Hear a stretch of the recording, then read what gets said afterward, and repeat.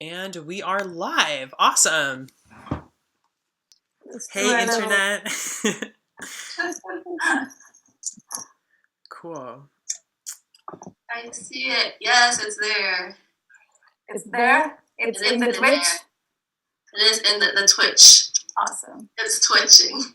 And It's twitching. and miraculously, I think I have good bandwidth today. Normally, my streams, whenever any of us on the team stream, mine are always the worst because of my internet. But today, it's looking pretty good. So that is awesome. Cool. Nice. I kind of want to move with Laura a little bit. It's really funny how there's the ad too. So nobody sees us when the ad's up, right? No, they don't. They have to Wait. watch 30 seconds of something before we get going. Wait, is this on Twitch? Yeah. Your ads? I never saw any ads when I was watching your thing last time. Should we do gallery view? Yeah, Good that's a good idea. idea. It can view. I think it's. Here we go. Yes, there we go. Yeah, and also, I mean, I'm okay with us muting, but it's okay if we don't. I kind of like the liveliness and the dynamics of the rectangle moving, hopping back and forth based on who's coughing. So, Okay, cool. So, shall we get started? Sounds good. That's awesome. Okay, cool. Well, thanks everybody who's here in the live stream with us. I'm really excited to be with the Center for Emotional Materiality. We've got Laura Hyunji Kim, Surbi Saraf, Caroline Cinders, and M. Eifler. And we're going to have an awesome conversation about the techno-emotosphere and emotional intelligence and the emotionally extractive qualities of technology, and a lot more. So before I get started, I'm about to post in the Twitch chat a link to our donations. All the donations will go directly to the participants in the chat, not to Silicon Valet or to myself. And so if you can, please do. It means a lot to us and it means a lot to the artists. And so with that, I will let you guys take it away. hi everybody. My name is Laura Hyunji Kim, and on behalf of all the members who are here with me in the Rectangles, the Center for Emotional Materiality, or CM for short, we would like to thank you for joining us today, and of course Silicon Valley, Wade, and now with the Buck team for bringing us together in this space to be able to help us reflect on the techno-emotosphere. I wanted to kind of start with prefacing who we are. So the Center for Emotional Materiality, we are it's under a large umbrella, which we do experimental research on digital technologies, examining and reimagining the effects they have on our bodies, beliefs, and we have various collaborators we work with. And as part of our recent residency at Pioneer Works, we launched a study circle called Emotions as Materials, where we examine the biological, algorithmic, and political realities of emotions. Speaking of issues around emotional surveillance, mood manipulation, and also really breaking it down so that the participants within our study circles could really understand how it impacts their lives. So it was not just a collaboration between us, but it was also a collaboration with all the participants and those who were paying attention to what we're doing. And so why don't we go around and kind of briefly introduce ourselves, what we do, who we are, what our research is, how they intersect. Maybe starting with Surbi. Oh, Laura, don't you want to start first? No, you should start. Okay, cool. Hi, I am Surbi Saraf. I am an artist. I also founded the Center for Emotional Materiality in 2018, and I am interested in just at the a lot of my work is at the intersection of body, technology, emotions, and I make video installations and sound work and performance work, and I do this great work with all of my buddies here, and we all love blobs, and that's all I want to say right now because I'm going to be talking a little bit more later, but that's all for now. Caroline? Yeah, sure. Hi, I'm Caroline Cinders. I'm an artist and researcher. I look primarily at technology's impacts in society. sometimes through a lens of harm reduction, online harassment, and just artificial intelligence. But I really like to look at how people understand technology around them. What are the things that like hide technology? What are the things that we sort of take for granted that have varying forms of artificial intelligence in them? So like consumer products. So I'm just really interested in how design sort of is in this space as like a political actor as well as a creative actor and a critical actor. Hi, I'm M Meifler. I use they, them pronouns.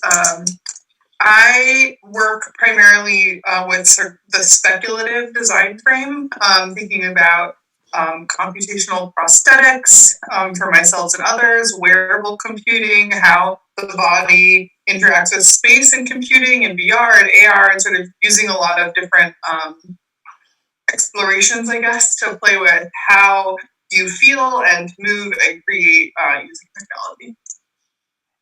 Awesome. I'm Laura, and I primarily language through body-centric performances, oftentimes expressed through digital, new media, video, and various forms, depending on what my intentions are. But very much interested in the human behind the screen, and that every technology, there is a physical body or some sort of background story, narrative to the experiences we have with technology. And so for the first half of our conversation, we will start with unveiling our topic, what the techno-emotosphere is. What is it? Why is it important, right? And That's why I'm here. I want to know what that is. Feel it, right? The suspense, the mystery, the unknown.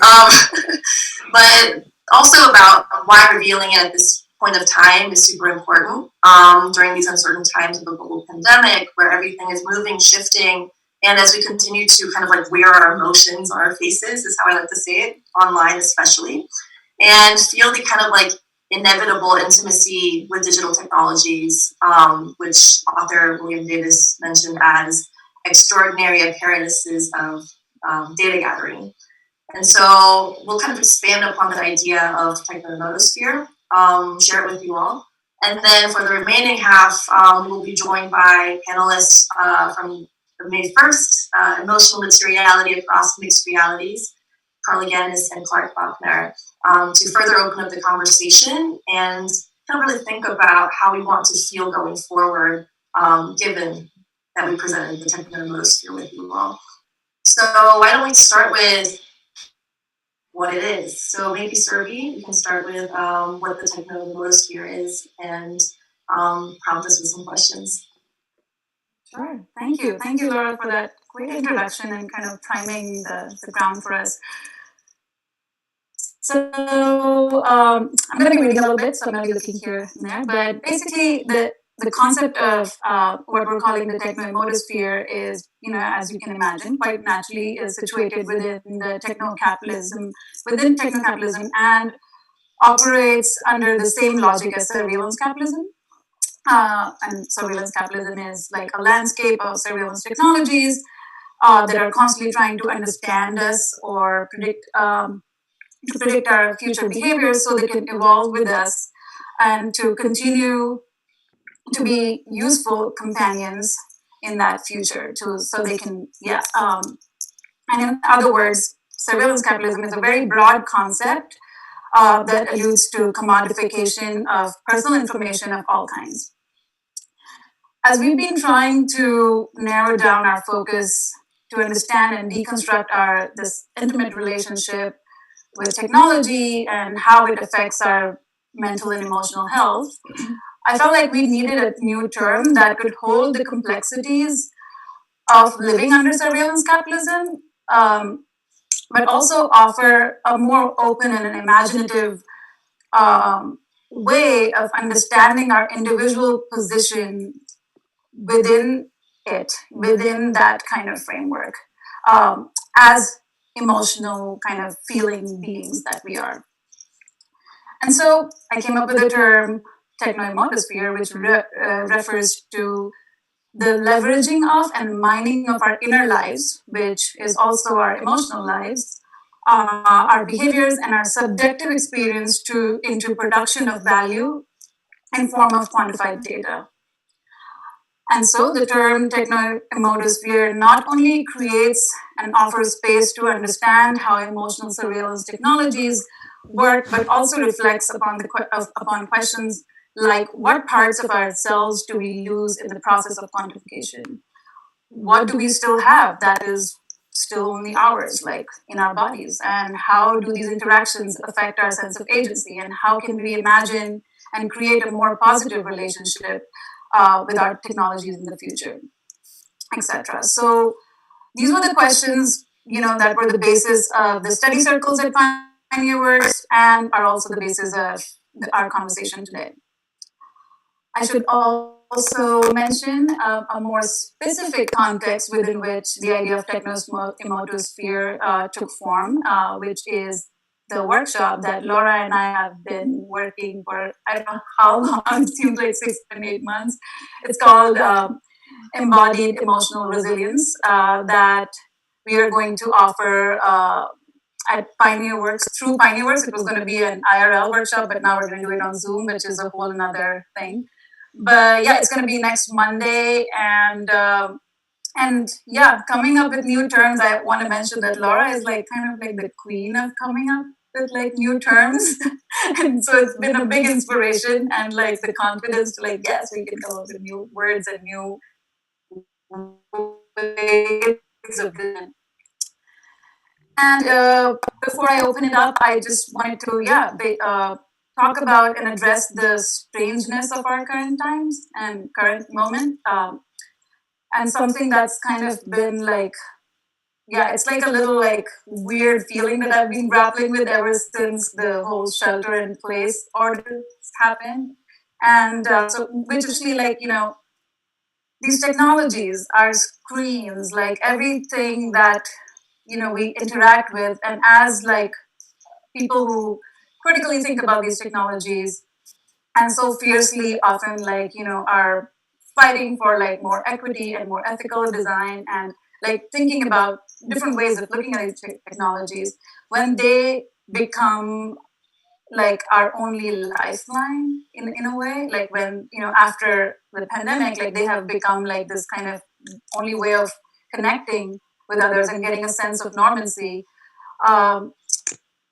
So like I certainly felt like there was a softening in my perspective in the way I was engaging with my devices, and that feeling that feeling of the softening was kind of really scary, knowing what this change of perspective really meant in like the context of larger context of surveillance capitalism. So I'm wondering if y'all could share like if you experienced that shift and what it felt like for you, and how do you think this experience, first individually, personally, in each of your either practice and life overall, and also how this experience of like this particular experience that we're all having collectively in some sense will change our relationship to these technologies as a society in future. So that's my introduction and the question to the group. Thank you. Maybe we can start with Caroline if you have any thoughts on it. Yeah, sure. I have definitely a lot of thoughts. I mean, the way I like to approach things is with the understanding that we use the tools we have at our disposal and that there shouldn't really be shame around using these tools. For example, like the tool I'm thinking most of right now is Facebook. And while there's so many issues with Facebook, and we should fight with Facebook. We should protest. We should, encourage lawmakers to regulate it. I'm in Berlin right now where there is a bit more regulation around social networks, and then there's growing more and more regulation. But the stance I sort of like to take is, so I operate in like a few different worlds, and one of the worlds I operate in is like the research space with security and privacy activists, where a lot of people just sort of refuse to be on Facebook, and that's not the role I take. Like I don't think a person should be made to feel ashamed for being on Facebook. It's a tool that we have at our disposal. Same with Instagram, same with Twitter. And I don't think like the solution is to make people feel bad that the tool is broken. In this case, like the platform should be made to feel bad that they made a broken tool. And I think about that frequently, especially in this moment where we are sheltering in place, or at least I hope whoever's listening to this, I hope you all are, but I don't know, I can't see you. I don't want to see you. You should be able to live your life. But I don't think that, I feel like an added stressor of knowing that I'm online more, but I'm also trying to pause that stressor in the sense of recognizing that this is a specific moment that they're in or we're in, and that me feeling pressure or shame that I'm more online and using tools that are not made with social justice in mind and that are faulty and that are furthering surveillance capitalism, that are furthering human rights atrocities. We're in an unusual moment. And so for me, it's the unusual moment is heightens this relationship, but also at a time sort of pauses it. There aren't alternatives we have right now, right? And when you are in your home and you're craving human connection, to ask someone to leave a space where other humans are feels really unfair and also not an actual viable solution. So the things I'm interested are in a variety of different options we can engage in. One is thinking of legislative pressure on Facebook. Another is thinking of what are ways we can slightly shift our behavior, and then not asking users to give up a lot of things. For example, right now, if someone were to tell me to leave Facebook, I would be giving up a really large chunk of social interaction. And we need social interaction during this time. We need social infrastructure. We need interactions with others. That's how we build community resiliency. That's how we build self-resiliency. That's how we sort of survive and we try to thrive during this time. So for me, I feel like this moment is one that we have to really acknowledge, and then maybe also sort of pause for a second. We're in a very unusual moment. So I guess it's sort of a long-winded way to say, I don't know how we kind of unpack or stop certain aspects of being caught in these networks that are problematic, when right now being caught in them is also sort of a lifeline in a way. It's a way that we can engage with others. And I feel like this is probably the perfect conversation. This is the perfect space actually to talk about that tension and talk about that kind of frustration and all the complicated mixed emotions we could possibly have about it. I mean, I have complicated mixed emotions about it.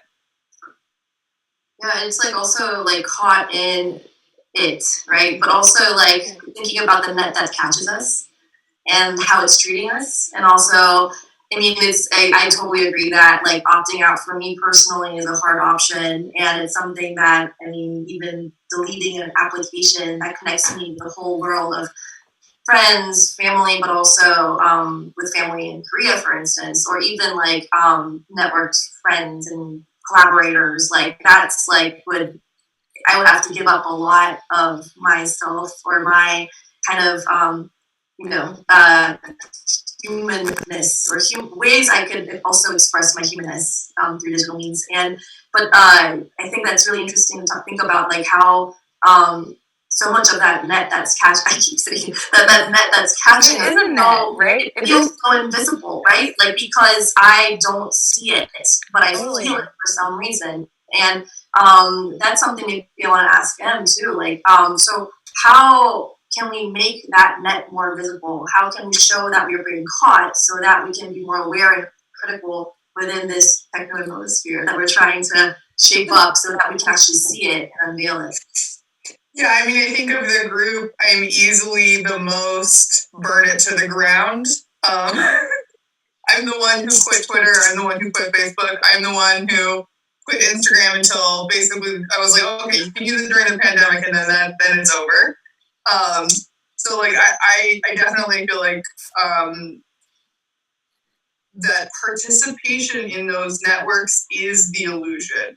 That we the reason that they feel invisible is because they're designed, and the not just the networks themselves, but the mechanisms that Instagram and Facebook use to monetize you are very invisible, and that's intentional.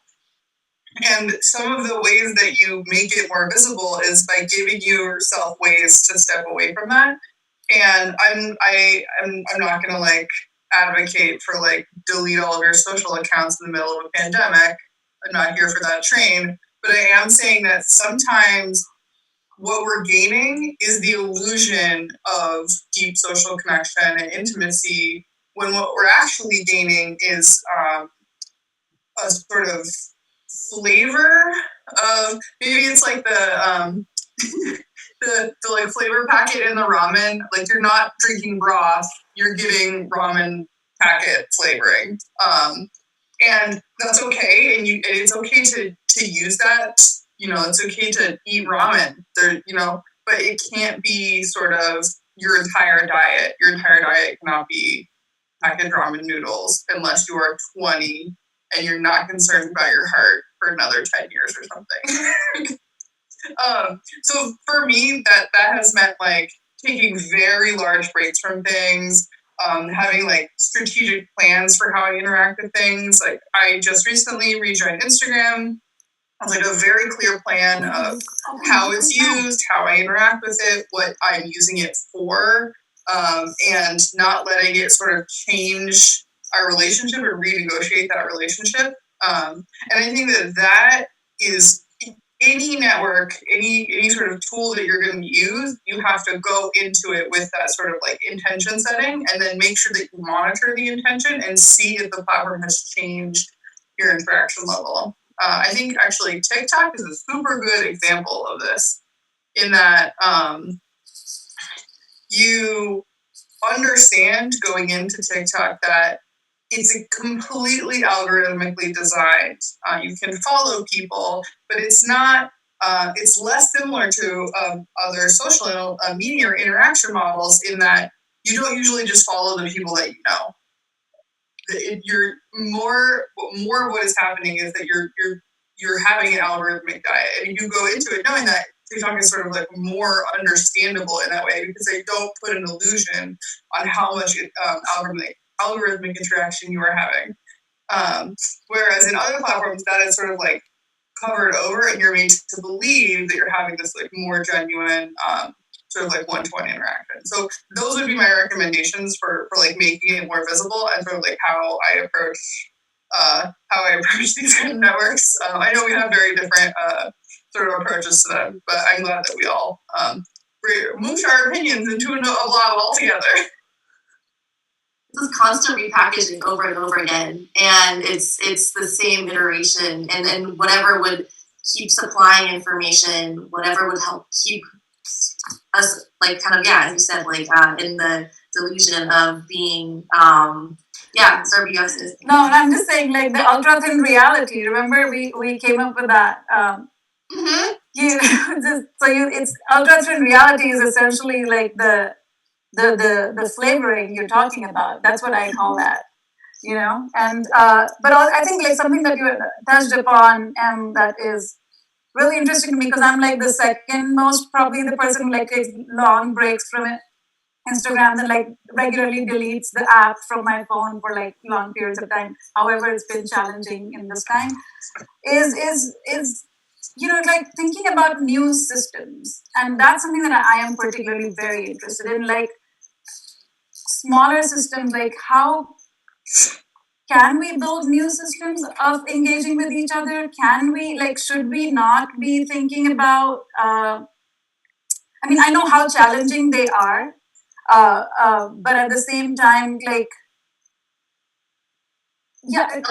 just really want to think about like new networks, like new ways of networking, as opposed to having like these giant like monoliths be the standard for our relationships, and like how we build online relationships. So, for example, like just like how we wanted to we came up with a whole new term to talk about this emotion and like feelings with technology, like technoemotosphere, with not using surveillance capitalism, which is like a much broader term. So in the same way, once we're doing this kind of act of new language and new naming and new frameworks, how can we think about like new structures and new systems is something that I want to just like put it out there.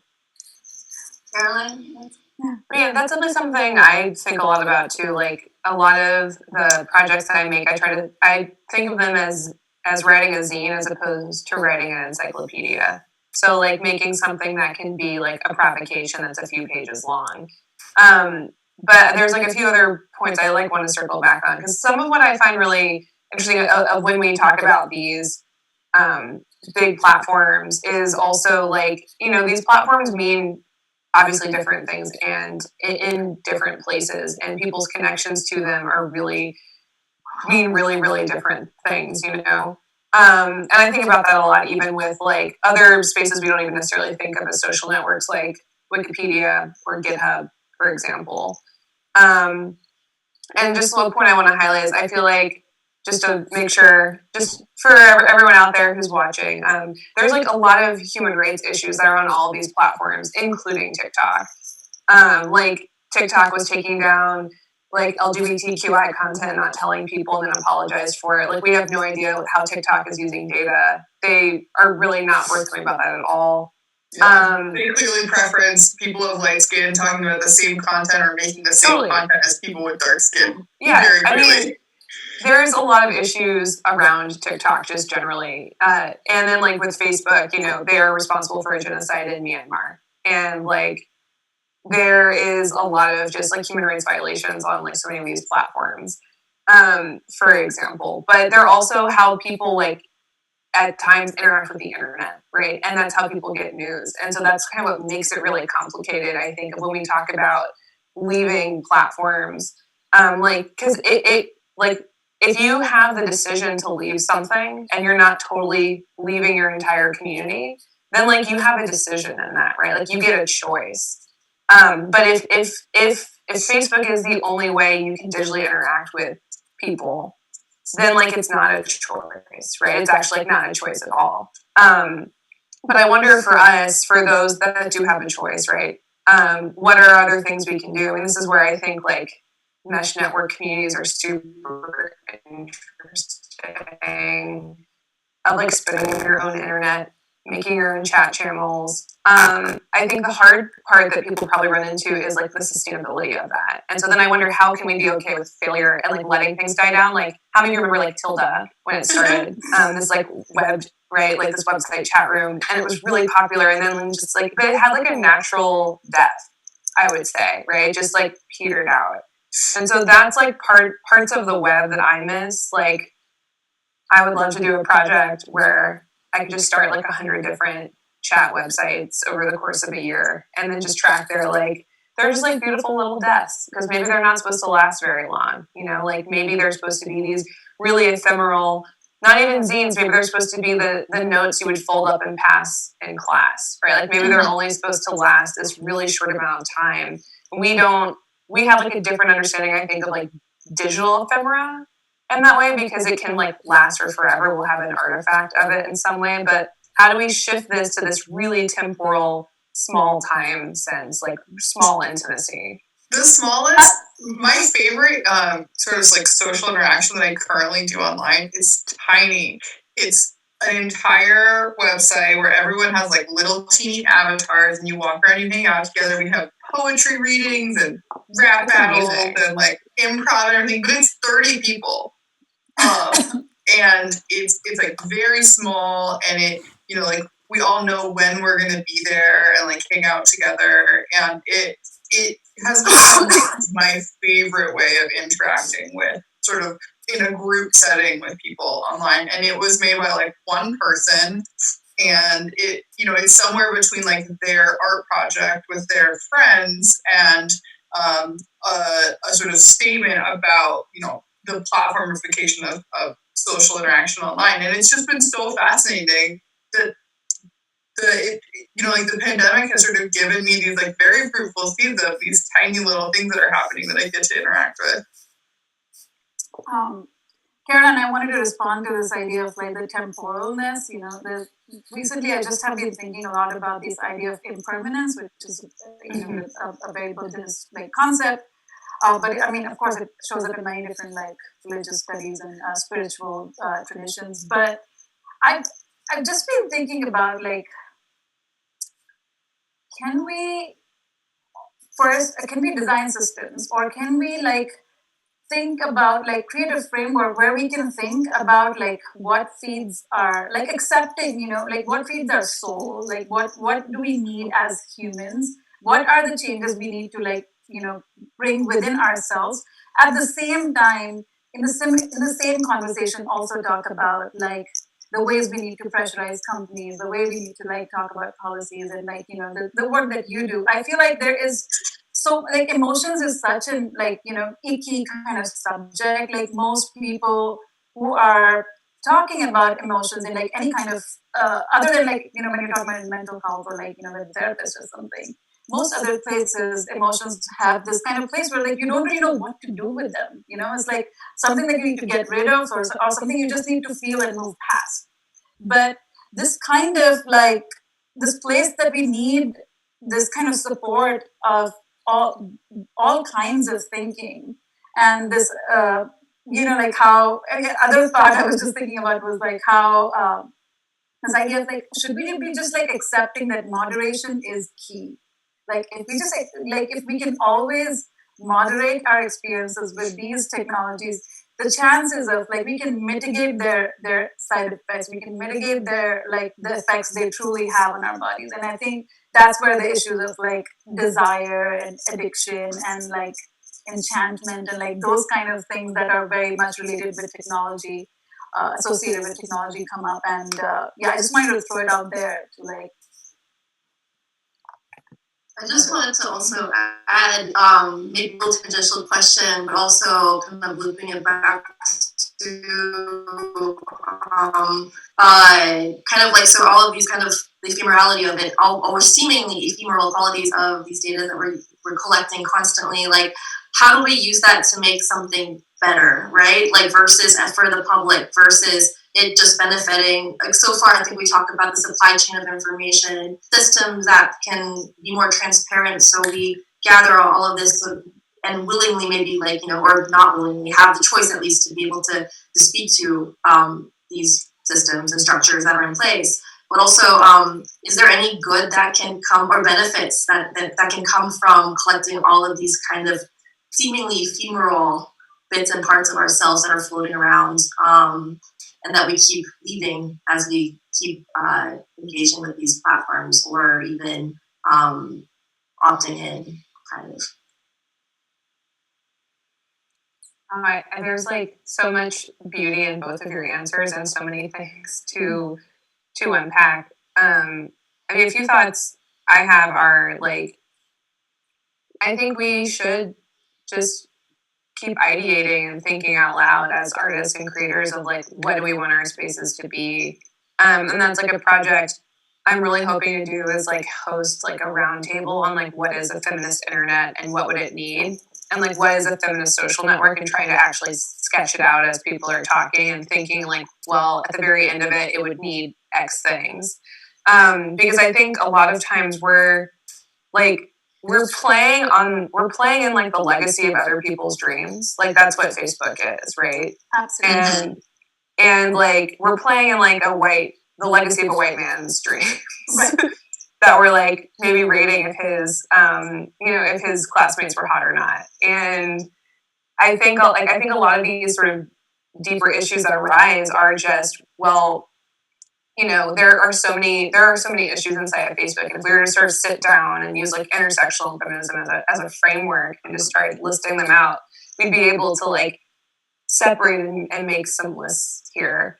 And I think some of the bigger issues are, like, we're all people, so we're all going to feel a myriad of emotions when we're online. Some of those emotions are emotions that are difficult to process, like anger. Some of those emotions are things that we, like, show other people, and, like, the UI, like, amplifies it. Sometimes those angry emotions are targeted, and they're, like, harmful, and they're like, they're like a weapon, and that emotion is weaponized in a very clear way if we look at harassment campaigns. But, like, we're people, so we're always going to have these squishy, like, really hard to describe things. And we're trying to fit squishiness inside of, like, mechanical, and it just doesn't work very well at times. And then with social networks, like, it doesn't work even more for a variety of really complex and, like, sad reasons. And some of those reasons are policy was poorly written, and then they had to like fix it and rewrite it. And then they built systems that were not sustainable and also like not under a social justice lens. And we see that with like content moderation. Like I think it was just yesterday, it was announced online that in California, Facebook has to pay like over $50 million to content moderators suffering from PTSD. But like content moderators are like the cleaners of the internet, and we don't even see them. We don't get to thank them, and they see like all of the worst parts. So like something I like to remind people of is when we talk about online harassment, like every data point is a real person's story. It's a real person's trauma. But that means that every online harassment story means a content moderator has to look at that story and read it and deal with it, on top of having to look at child pornography, recorded violence, very real traumatic things. And so I think what's always hard and almost like bone chilling is to remember that like we sit in someone else's dream, and like that dream has a lot of horror and like nightmarish things inside of it. And so what would we make? And what would we make at like what we feel like is a sustainable scale? And this is where I think the study circles were really, really interesting and fruitful. We were making physical social networks, we were making the space that we wanted, but would that work with 200 people, right? Or did we find the sweet spot of intimacy and of like human connection, interaction? And like it's not ever going to map one-to-one in a digital space, but like that's what I'm super interested like now, especially just trying to like make and think about, which is like what would like this feminist social network need to be? Maybe it's something where obviously everyone would have to have like moderation tools, but like what are other things that would need? Like how do you foster delight and intimacy? How do you hold space for people's anger and sadness in a way that isn't triggering or upsetting to the rest of the community? Well, we have like social justice tools to like help us deal with that, Can I thank you for that, Caroline. That was so good. I was just thinking about. I still want. I'm just very curious to hear this idea of that we are engaging in these technologies. We are leaving all these all this data of ourselves, parts of ourselves, online. And during our other conversation, and you mentioned that there is some value to like this kind of data at a station at a point we are in, for example. So I'm wondering if we can like kind of circle back to that.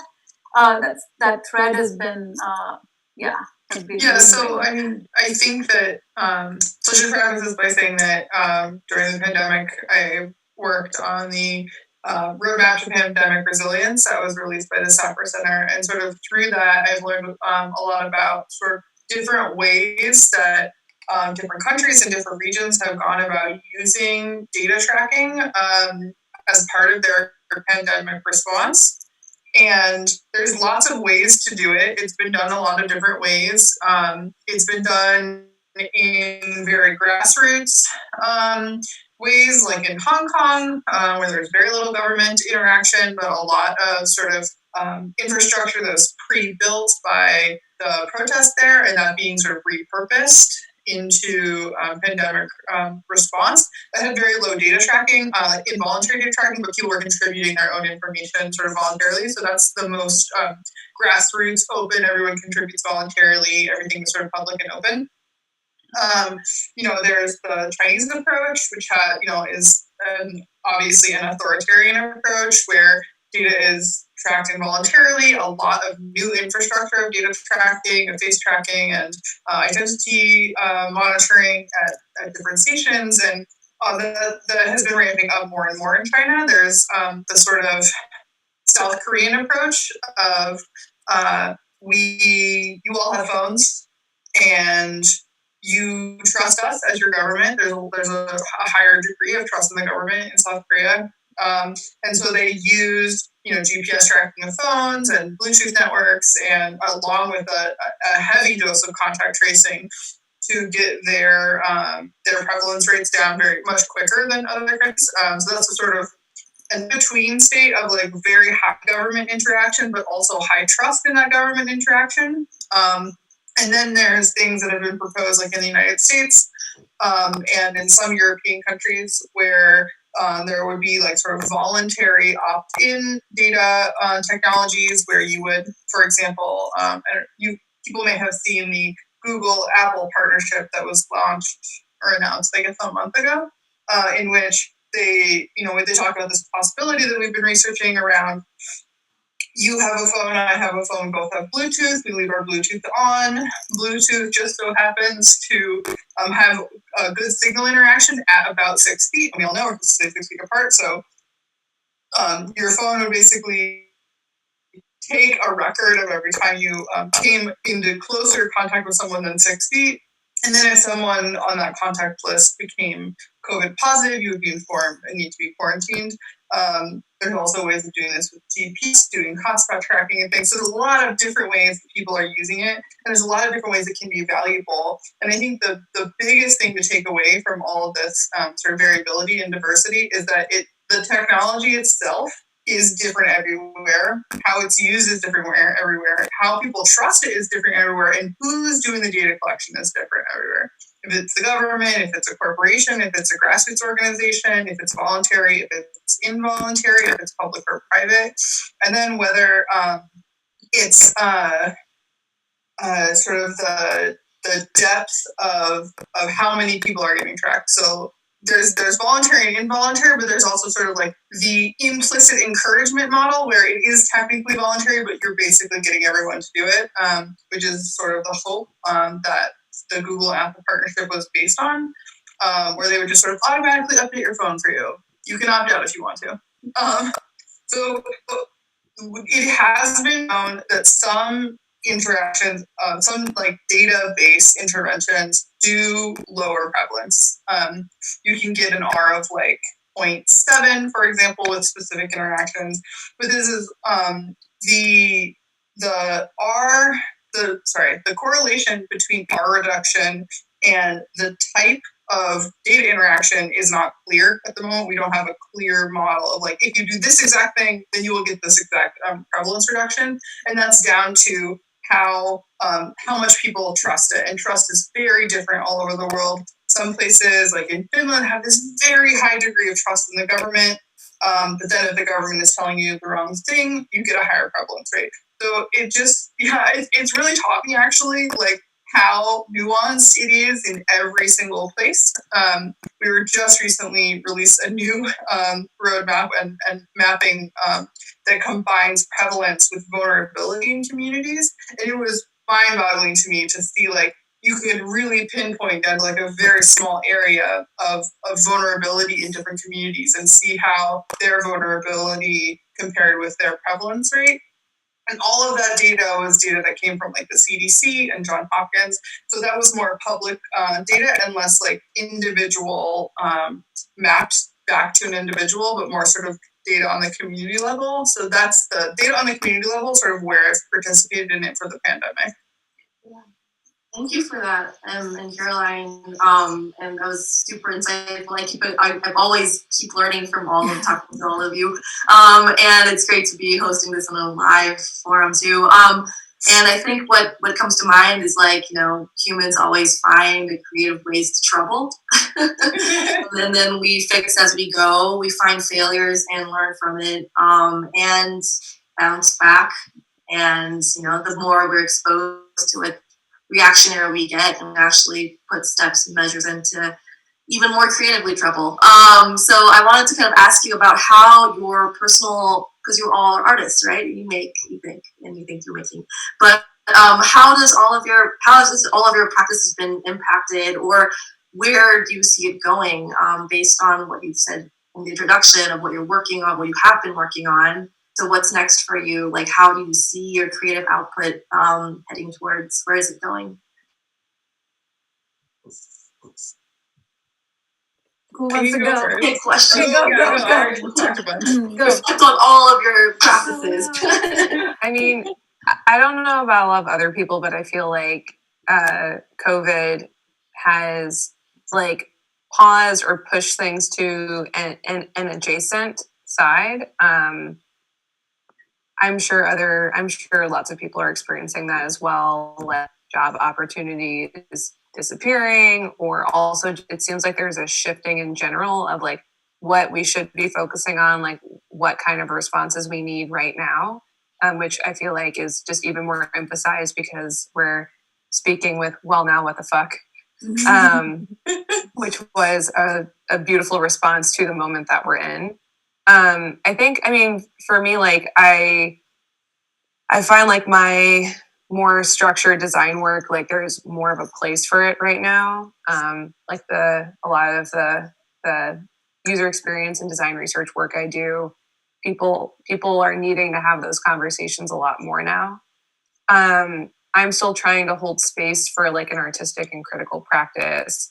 And I think for me, sometimes where I struggle with that is my work can be really literal. All of my work is really research based. Like the metaphor I use is it's like imagine if photojournalism were to shape tech based art or like net art, and that's like kind of the space I operate in. It's very literal at times, but it's also I also sort of struggle with like holding space for the moment that we're in, but recognizing that there were other things I liked prior to this moment. There were other things I was doing prior to this moment, and that at a certain point we're gonna have to figure out a way to smush like the previous world and the current world we're in together, because this is going to be a really long moment and everything can't just be about COVID. It has to be about us like living with this, within this moment. And I guess what that means is I'm trying to like have some reactionary work, some space for myself to kind of just pause and like grieve and like be in this moment.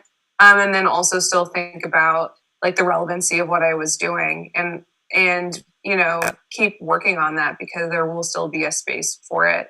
But I think just like in this conversation, I now feel like very invigorated to make like tiny website social networks. Like if you don't hear from me for 3 weeks, I'm just kidding. We have like lots of meetings. We're actually gonna be no, we need to get on some meetings. I know, but after that, then I'm gonna disappear and make tiny social networks. I love that. I love the idea of grievance. Actually, like I think it's that's one thing that I think when machines read us doesn't do justice. I mean, it's just like one of those. Okay to be sad, okay to see the darkness, to be able to have hope, and to be able to contrast it with another feeling, and the kind of that's a lot of that has been like informing my practice too, and I'm glad you brought that up because that's one thing that differentiates us, at least how I feel personally, is that we're always in the gray area, muddiness as of how we feel and how we should have the agency to feel what we feel, not just controlled by all the things that are happening around us and feeling like we're constantly spiraling and spinning.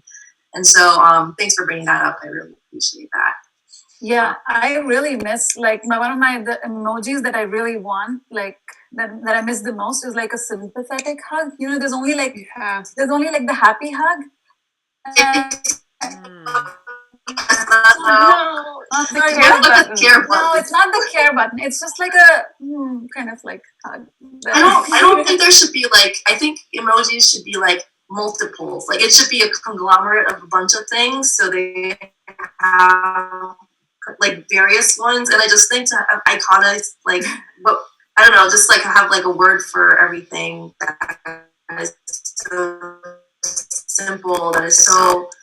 I know it doesn't, but I'm just saying that I still like would like. I just want to send you a nice warm hug, but there's no real way for me to do that. If you want to tell us more about how you're coping with.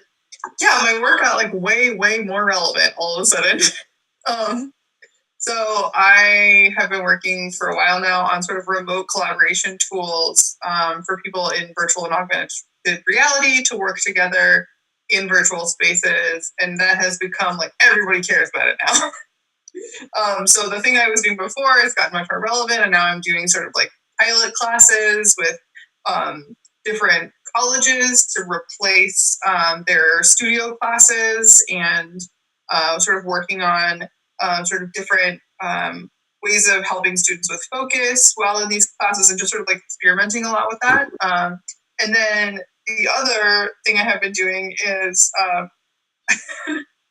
I'm starting calling it the pandemic papers.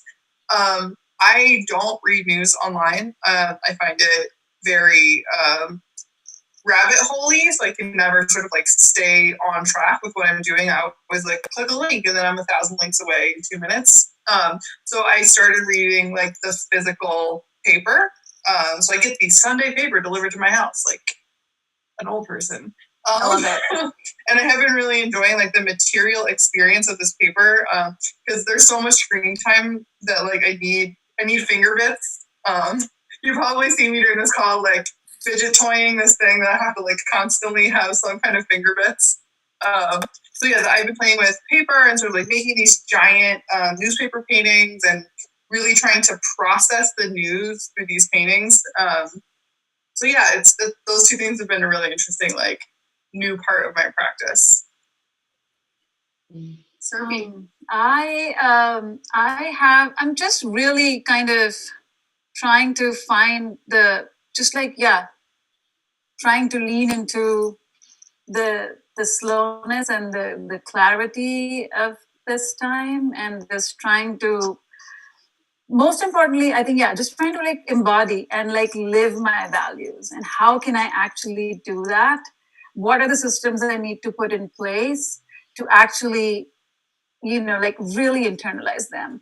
And I feel like in other time, non-pandemic life, there are just so many things that I constantly want to do, and always feeling like the world's like moving too fast and I'm like too slow.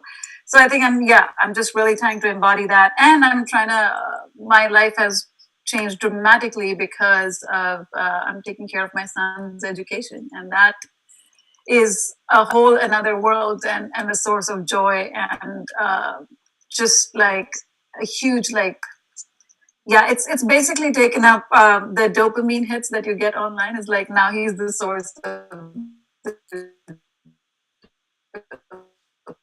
it's like this is a really spent crazy time that I'm just trying to feel as much as I can in my body, and then keep doing the work with y'all and keep feeling connected. I also, it's time for others. Too. Yeah. They're on the chat. Are they? And Clark. Yeah. Probably join soon enough. Can I see you on chat? While we're waiting, can I add some comments? Just, I've been... Sorry. No, it's okay. I've been trying to be quiet and let you guys talk because I have a tendency to, ramble. But I don't know. Actually, did have a question for you too. Like, if you were here the whole time, maybe you could also introduce us to why you put together the panel on May 1st. Because I thought that was a really interesting conversation, and then maybe lead into more of your thoughts too. Yeah, or if you can together. Yeah, absolutely. Hey, Carla. Hey, Carla. Welcome. Hi, Carla. Nice to see you. Well, I put together the panel on the 1st.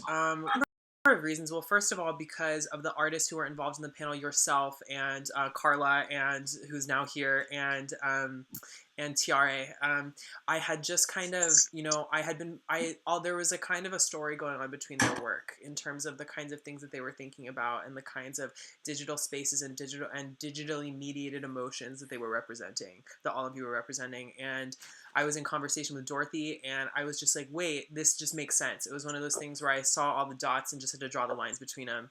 And, this is a conversation that, as an anthropologist, as a material visual culture anthropologist, this is something that is really interesting to me. Kind of as I was going through my training, this idea of emotional materiality was something that was only kind of starting to become more prevalent in mainstream academic conversations. And so it's something I'm really interested in, and I think that is relevant to all of our lives, and that, I want to give space to, and, because I'm interested in it, I want to know, I want to, unpack it a little bit more. And something that, just to you're talking a lot about different systems and what like a new system looks like. How can we escape kind of what is going on? And that's something that I struggle with a lot as from running a gallery that lives inside of Instagram. My all of the work and all the things that I do, kind of that is the home base for all of it. And so a lot of the times I'm sitting here and I'm just thinking, how the hell do I get out of this? How do I, move this thing that I've put together and built and all of these amazing artists that kind of have this community now? Like, where does that go? Where does that live? Is there where else? And I haven't found a solution yet because, as Caroline was talking about, like, that's where the critical mass is. That's where the people are. And this is something that a project that is built upon connection between people, between different creative outputs. And without that space where the work is, where the people are, it can't exist. And so, like, it's this issue of trying to like what would I think about it like a mass migration. Like, how can you mobilize an entire millions and millions of people to migrate to a new space when they've put so much of themselves into this platform? I mean, I currently right now am blocked on Instagram. I cannot write captions or comments. I saw that. What's that all about? This happens to Is me it from every couple. posting? It happens to every couple months. They think I'm a spam account because I tag a lot of folks in my posts, but that's really like the function of the account. So every couple months I get blocked. Right now I'm blocked. I can't post captions or comments or posts really. And so it's this. What's that all about? This happens to Is me it from every couple. posting? It happens to every couple months. Yeah, they think I'm a spam. This kind of it's I don't it's something that. Oh no, I'm echoing. I can't captions or comments or posts really. Did that and so happen? I just hear that. Something's happening. Oh, there we go. Oh, maybe it's the Twitch in the background because that was happening to me earlier before we started. I was hearing two Lauras, and I was like, "What is?" And I was like, "Oh, it's because I've logged into Twitch," and I had it in the background. No, well, I just wanted to end my thought. I just I feel that all the time. This duality between feeling really soft to a network and trying to think of ways to subvert the algorithm, like, intentionally liking certain posts or following certain people to try to curate your algorithm and create this really beautiful space for yourself within something that is quite toxic in a lot of ways, with, just dealing with the consequences of being forced to use this platform and not having another outlet for it. And so that's why I think this conversation is really, impactful. And I'd like to pose, Laura's question again. What does another system look like? How do we leave? How do we, put something together that, or is that not possible? Instead, is it just a matter of, radically altering our behavior within those spaces to, kind of turn the algorithms back in on themselves? And to go back to what Em was saying really, really quickly, like with TikTok particularly, my boyfriend and I call it TikTok gardening, where we'll go through and we'll like certain kinds of posts and follow certain kinds of people and let the TikToks re-loop so that the algorithm picks up that we're interested in certain things. And like right now, like my garden is blossoming. It is flourishing. The algorithm, like, it's kind of come to a place where everything that comes across my screen is like quite nice for the most part. But in any case, ramble I love over. that idea of gardening or algorithmic gardening. And hi Carla and hi Clark. Thank you for joining us. Expanded discussion. I'm curious, like, especially like with Carla, how you're with your amazing companion. How has that been? How versus CARLA's be different? I mean, it's you're the agent behind or the entity behind. Well, who knows, right? But just saying, like, I'm just curious if, based on your personal observations, going through those two different lives on a social media network that is always looking at you, is always trying to like figure out who you are more than you can figure out yourself. Does that affect, like, can you share some of your explorations? Sure. Thank you so much. I have so enjoyed this conversation. I've been taking copious notes as well because there are certain just parts that I want to make sure I remember. One thing I want to speak to you really quickly, though, because last spring I was working with some students in a workshop, and I was working with engineering students and trying to build a mesh network. I was kind of the creative network. I have many of you kind of this impulse to like create our new, our own thing, right? But I found, and even with CDOT and other projects that I have used or have implemented on different social media platforms, particularly Twitter, that like subversion seems the best route for me, just because I remember when Ello launched and I was so excited, no ads, Ello is going to be great. It was so boring, and people just lost interest, and it didn't have the functionality. And so it seems like, at least now, and the reason I brought up that mesh network and working with these students, it was really difficult to implement, right? And we've grown so accustomed to all these features, so then it's hard to kind of backtrack. And it's a quandary for me too, and I'm really excited about the conversation that you all have been having, particularly a feminist internet network, Caroline. And so yeah, I mean, we need to have more of these conversations, but for the time being, I'm still exploring it through kind of a more, subverting the network. And I have created an avatar for those of you who don't know. Her name is Carla Gann, cross-platform avatar for recursive life action, C.A.R.L.G.A.N. Okay. And she's been gaining more followers. And the other night I was actually mentioning to my partner that it's going to be really interesting when she gets more followers than I have, and how will I feel about that? Because in the past I've been competitive with my avatars. My Second Life avatar, I just run the New York City Marathon, and then I got jealous because I was really tired, but she's never tired. She's indefatigable. And so in Second Life, she's small town, and so putting my life at jeopardy. And thankfully nothing happened. But really explore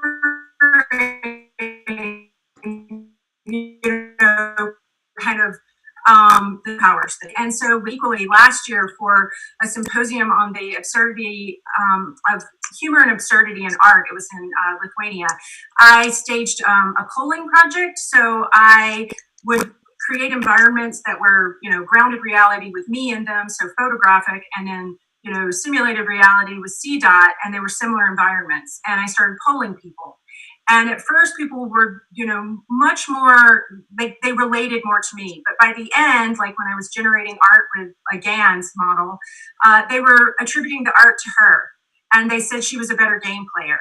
And that's when I started to recognize yet again that, although she is part of me, she is also an accumulation of all of this data and all the mirrored identities that exist of me online. And she's the one that I have some agency over in a way, but she also, when she has her own kind of identity online, takes, a new trajectory. For instance, she posts a lot about emerging intelligences, and I post about biological organisms, and just the other day we made the same post. I reposted her, and hers got more likes. And I was, in this quandary about that, but also I feel like this project is really important, and particularly at this time. She also has her own Zoom account, as you know, because she was logged into the last one. I feel a little naked. This is my first time doing a talk without a background. You can see like where I, work. And I'll wrap this up. But what was my point? So I think I just lost my point because I started talking about the background. Oh, she has her own Zoom channel. And so I have been Zooming with her. So I have my Zoom channel and she has hers. And it's also been a way for me, because I've been really busy, in terms of teaching, to keep my art practice alive. And I have to do it in that very intentional way of, logging her in and logging myself in. I just want to put like a highlight on this thing that you said about like, we've gotten used to all of these functionalities. Now, how do we adapt to a new thing? Because like that is Corona, that is climate change, that is platform adaptation, that is like everything that our culture has to deal with. That is like how you deal with your privilege. Like that small chunk is like applies to everything that we are trying to learn how to do. Absolutely. So what does that kind of coping look like? I'm like, so, it's like, that's why I'm interested in like, how it's like, I asked Caroline and Serby earlier too. It's like, so like, how like I think for me personally as an artist, like it's always going to be coming back to like, especially as a performance artist, like it always comes back to my body. It always comes back to like realizing I'm wearing my skin and I'm moving, I'm able to dance, and I have other bodies to share this with, other bodies to protect, other bodies I have to challenge constantly. Yeah, maybe like even yeah, if you just want to talk a little bit more about that. And also, like, we have a question from like Faith. What if it doesn't need to be something new? Wondering what the panelist thinks about homepages. And so there's, yeah. Okay, so there's a thumbs up. We'll just do I it. love websites.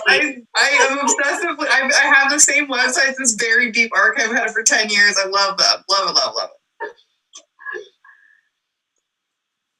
Yeah. Someone speaking to that? I was chatting earlier with Faith Holland today because I was interviewing some of the curators of Well Now What the Fuck, and I love that she mentioned that she has like a chat function on all of her websites. Just like this little chat room, which, you know, I feel like that's Facebook, I guess. Book. Facebook. Facebook. Ha ha ha ha. Sorry. But I do think that's really amazing. She has this like micro, like little network, these like whispers almost of moments, like just, you know, across all of her websites. I think that's really lovely. Yeah, it sort of goes against this the idea that was brought up earlier about like mass migration. That like that in order to like make a change, we need everyone to make the change. And I think some of the things that we're pointing to is like you can make really small. You can make 2-person changes. You can make 30-person changes. Like the mass platform is one of these functionalities we've gotten really used to, and maybe it's not serving us. Yeah, absolutely. Yeah, it's just I think we need to like internalize that the growth model that like most of the Silicon Valley and everything functions on, it just does not like go hand in hand with like feeling a sense of agency and feeling like that we have something to like it doesn't scale up at the human level in a way like what serves us, you know. So I think having like these smaller systems that we can feel like we have an agency within, I think is critical. And I just to kind of address this idea of like new systems doesn't necessarily mean that it's like a brand new system. I mean, it could, when I think of like new system, I also think about just like moving out of like the larger kind of hegemonic like system that are taking us over, and that seems so impenetrable. So I think it's the newness is not necessarily like inventing something absolutely brand new. It's just like reiterating and reiterating and reiterating to come up with something that works for.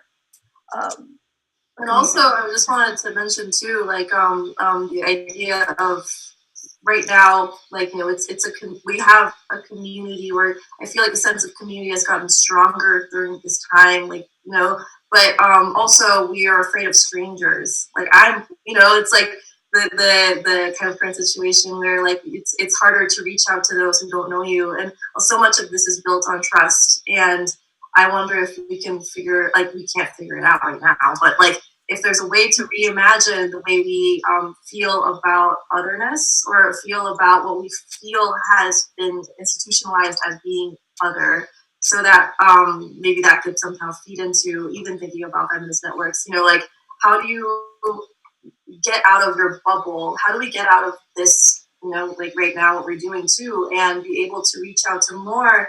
Because I think that's also not just fortifying what we have right now, but also to be able to create more and kind of branch out the roots versus like just trying to grow branches constantly. And so maybe it's a question, and maybe it's also a question for Clark too, like as as somebody who's running a space, bringing people together who are interested through common interest, but also in IRL common interest, having a physical gallery space.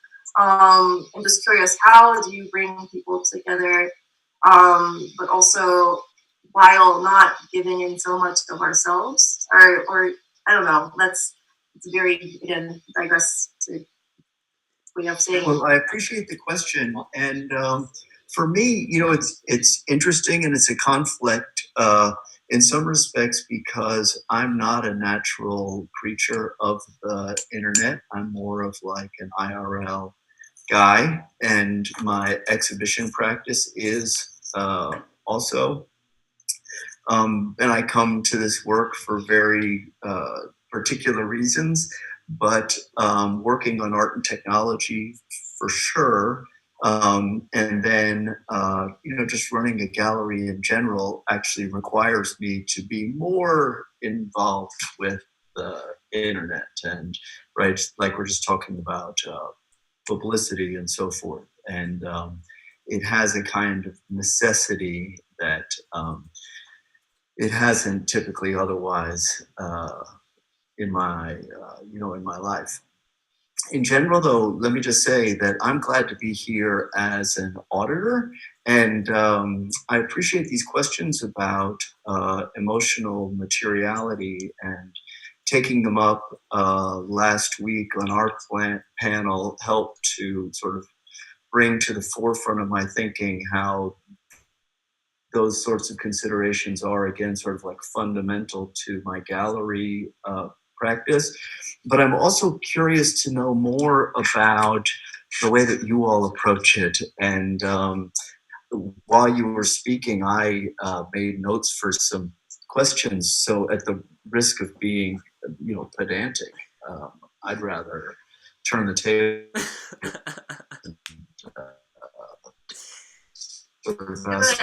Follow-ups. Yeah. For me, it's one thing, just sort of off the beginning, just to say, and maybe it's also this question about the consideration of like what's new, like how we think about what's new. In some respects, would begin with sort of what we think is going on in the first place, and what we think the problem is. And just to sort of parse out some of the considerations of the emotional materiality in the context of contemporary technologies. Sometimes I hear you all, or in terms of the language and the concerns, working with a kind of binary opposition between squishy emotions on the one hand and kind of like objectifying hard tech on the other hand.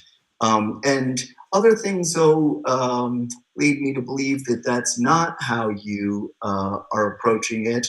And I wanted to sort of ask, like, what you think about that. Is this a binary? And what about the affective dimensions of sort of big media and big internet, right? Like, isn't the internet already super stimulating and affectively intense, and isn't a lot of what you said also calling attention to like our strong like affective investment in the social, like in the internet, like it's already something that we like young people are like super invested in. Yes, in other words, the emotion is already there in the objectifying surveillance capitalism. It's already playing with our emotions, isn't it? Right. I think that the answer to your question is no, I wouldn't think of it as a binary. I think of the tools being applied in different ways by different people and for different reasons. And I also think that we're not, or at least I'm not claiming that we need to increase the intensity of emotional life online. I'm arguing instead that your emotional life online has already been intensified in very particular ways by surveillance capitalism for a capitalist agenda. And we can, once we recognize that that's happening, you can make choices around how you want that or don't want that in your life. So yeah, I agree. It's the emotional life online, super intense, but only very particular emotions get intensified. They are the emotions that we all most often associate with social life. So things like shame, self-comparison, anger, FOMO. But also, sorry. FOMO, I said FOMO. Yeah, FOMO. So there are the emotions that are less interested in our sociality and more interested in our interior lives are depressed online. And then we sort of the more we experience our emotions only in this turn of the internet, the less we experience these sort of like internal, more quiet states that don't have to do with the interaction of social life. So that's what I feel like we're trying to consider that. But even to sort of build off like M's statement and even go a little further, like how emotions are taxonomized and how they're structured has like a very specific history to it. And there's not a wide range of emotions. Like a lot of emotion recognition software is pulling from like 6 emotions, like anger, happiness, sadness, surprise, and disgust.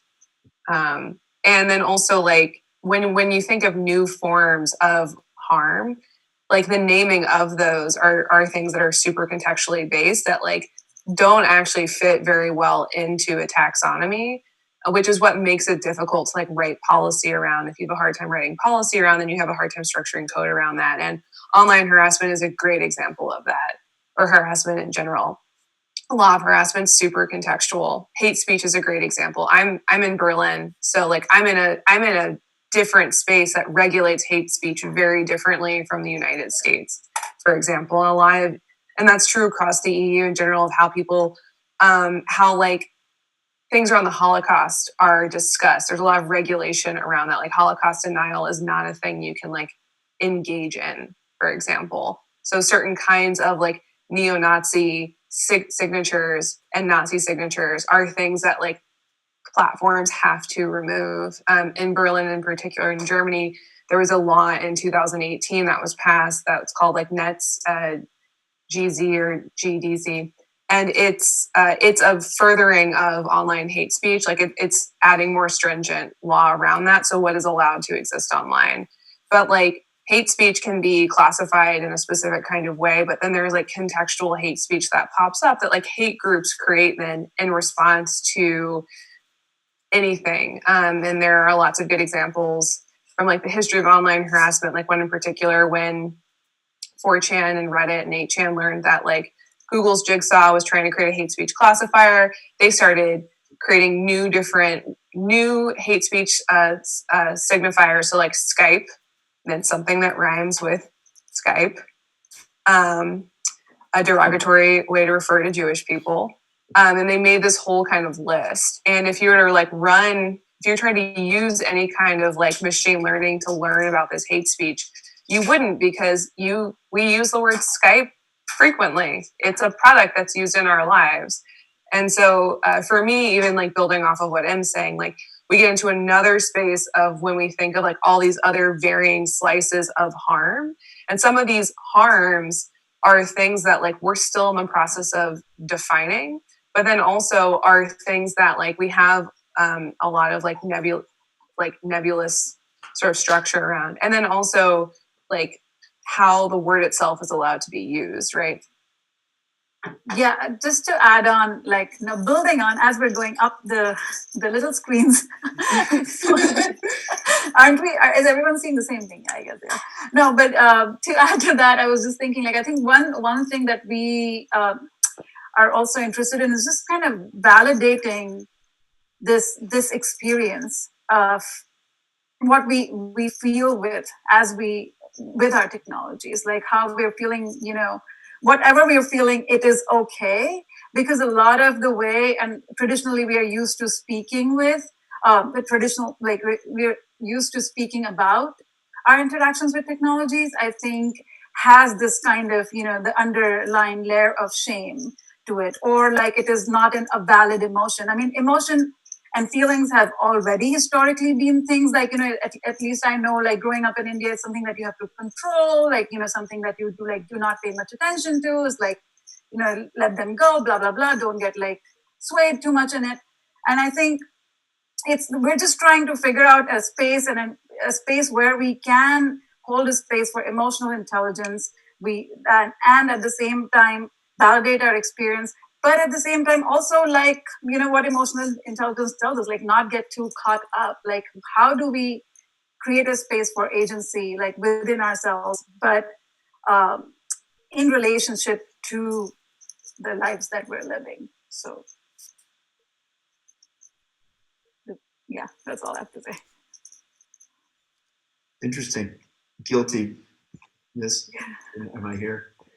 Yeah, My you are. guilty pleasure. Yes. We're we're almost at We the have, like, end. Laura, do you want to move to the last question? I was wondering.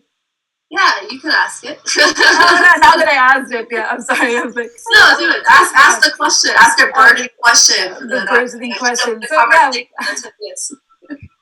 no, this is like one thing. I mean, we didn't really go much into how about like how everyone is feeling in this moment, and that was a great way to start the last conversation that Dorothy did, which was like, how are you feeling alive and things like that.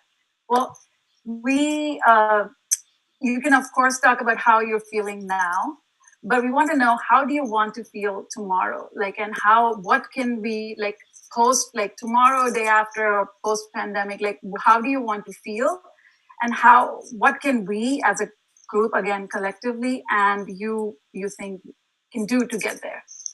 That's a question for everyone. Yeah, and totally part of like and integrating what we have now, not letting it go or letting it pass, but how do we, based on what we're reflecting right now, all the things that we're collectively feeling differently, obviously, based on our past experiences, based on how our lives have changed, and it's constantly changing. It should change. It's bogus if it doesn't change. But that kind of like idea of like, okay, so what are you? So twofold question: what's going on right now, and what do you want? Where do you see us being together? Where do you hope for us to be together? I can go really quickly. I mean, for me, since pandemic has started, I felt so connected to all of my peers and colleagues and friends and family online. I mean, it really feels like going back to chat rooms I used to hang out in like 2007. That feeling of online camaraderie that I felt like in like Web 3.0 feed based places had kind of died out and to be replaced by FOMO. And so I hope that I want to continue feeling connected. I hope that when this is over, we can kind of, despite the limitations and some of the issues with these platforms, I hope that we can, continue to hold on to this feeling of togetherness that, has been happening so far.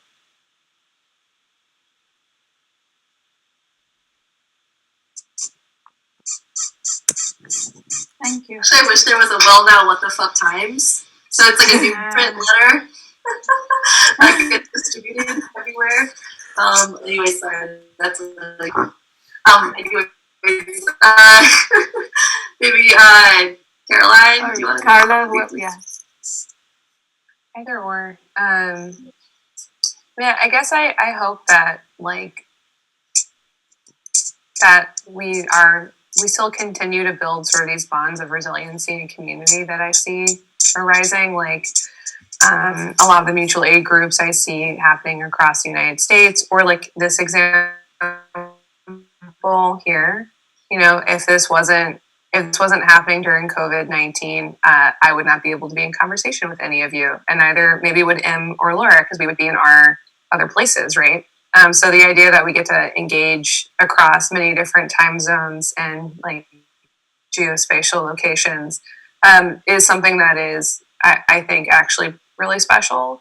That there's an ability for us to engage with more people, but not more in the sense of just number, more in the sense of like from different places, because this would be in a room somewhere, right? A physical room, which is beautiful and great, and I definitely miss that. But I do like this kind of like opening of, or the opportunity to attend some more things or engage in activities I wouldn't normally be able to. Like, I feel very grateful for this opportunity right here, and this wouldn't have happened. Carla? Okay. Something you said, Surubi, about the world moving too fast and you feeling too slow pre-COVID. I think those were your words, something to that effect. That really resonated with me because I was involved with so many different projects, and I was starting to feel so overwhelmed by all of them, but I didn't feel that I could stop. I've committed to these, each one of these projects. And so it just means I get less sleep, and that's how the world works, right? And even though I have remained busy during COVID-19, I have had more downtime, more time to contemplate, and just there have been less opportunities. I'm very thankful for this one. Thank you all for including me.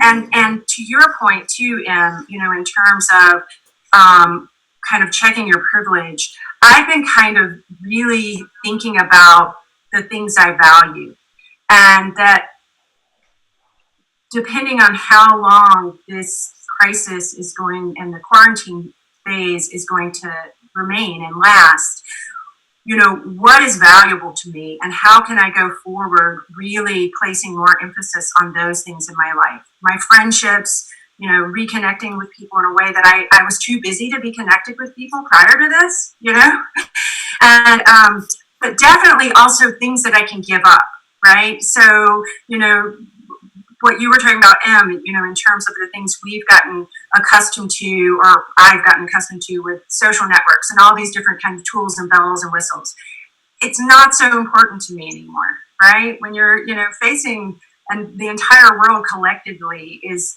facing their mortality in a way, that we haven't recently, it really, makes you kind of pivot and really, for me, start to think about what I value and how going forward I can make that more central in my life. You basically said what I want, like that. Exactly, it's everything that you just said, Carla. Yeah, just being okay to finding my own pace and not like letting the external structures influence my internal pace too much. And whatever that pace is, because I've known my pace for a long time. I've just always tried to like overcome it, or struggled with feeling at peace with it. And now is a time where I've just like started to like work on it and being more okay with it. And I'm still not nowhere close, but I'm hoping if I continue to work, I will get more and more closer to that peace with that slowness and with that pace that I'm interested in, and I feel at home. So yeah, just continue that and know that that's okay, and that's what matters. So I feel that in the future. I have way less time now. I miss so many things about having time. Hopefully I'll be able to get back to that. I currently feel sort of angry and disillusioned in a way that I never felt before. I think I started calling it like I no longer believe in the United States of America as a thing. And it happened like really suddenly, where I was like, all of a sudden I just couldn't see it as a functioning thing in my brain anymore, which was very disorienting as a person who has been an American all my life. So that's been a big shift. I've been working way more, and I think in the future I'm hoping to feel some confidence in our ability to sort of take the feeling that we have now, this collective effort. Staying at home really is an effort right now, and applying it to things like climate change. And yes, that I'm hoping for hope. That's a big one. We need it so bad. Sorry for taking extra, but it's just like so hopeless every day. We turn the news on. It's just really just the chaos of it and the depression of it. I think it's intense. But yeah. Mark, do you want to share? Well, thank you. Picking up on what Em was saying, I think actually personally, I'm actually enjoying a sense of sort of resilience and, in a way, feeling personally pretty good.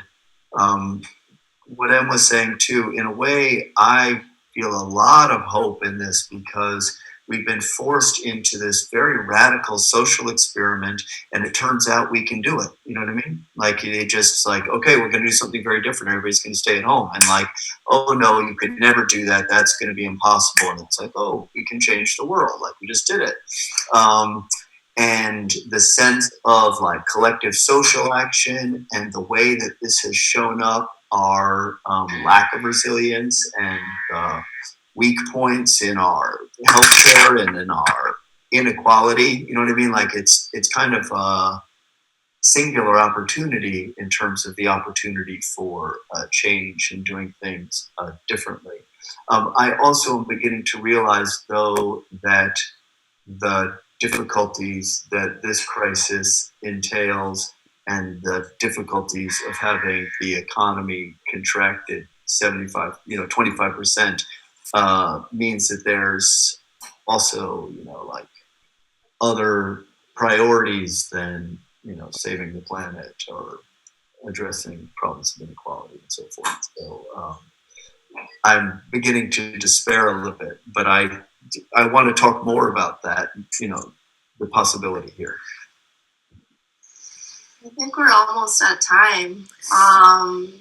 Thank you everybody so much. And this conversation was fantastic. I again, keep saying it's always collaboration, always learning. I'm feeling feelings and I like feeling feelings and I want to feel feelings and also to be able to feel feelings. And I feel like I want to protect and contribute to communities that will help us all feel feelings. So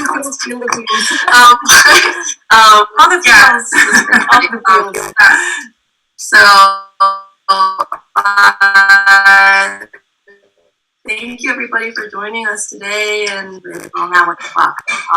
Really appreciate you all being here today. And I want to say a huge thank you as well. Thank you to the Center for Emotional Materiality. Thank you all for being here. This was super awesome. I just want to say it one more time as we wrap up. I posted the link to the donations in the Twitch chat. You can also find it by going to wellnow.wtf and clicking the donate button. Please contribute to our amazing panelists. They're contributing their time and their labor and their emotions and their thoughts to us. And so it would be great to pay them back. Thank you all so much. Thank you. So good to be in conversation with all of you. Yeah, thank you. Get some sleep, Caroline. Bedtime now. Yeah. Come to